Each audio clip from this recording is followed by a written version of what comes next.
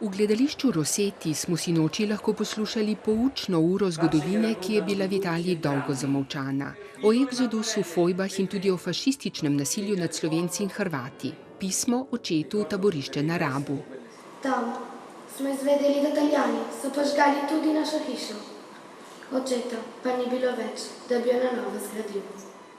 Na razlog za polemike je občinstvo odgovorilo s smrtno tišino. Politična polemika v zvezi z eno kulturno gledališko predstavo je res po mojem odveč nesmiselna. Mislim pa, da istočasno tudi prisotnost slovenskega jezika v tej predstavi je popolnoma umestna. Credo che ormai possiamo leggere la storia del Novecento con serenità.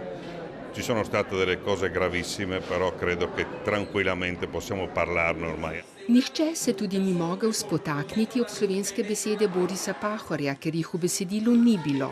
Veliko hrupa za nič torej, nasprotno, nepričakovano še pomembno sporočilo. Questa sera credo che abbiamo fatto un passo avanti verso la fratellanza e il riconoscimento delle sofferenze di chi in questa storia ha tanto sofferto. Avanti insieme. Čisto na koncu si nekaj gledalcev ni moglo kaj, da ni pokazalo zastave in zapelo državno himno.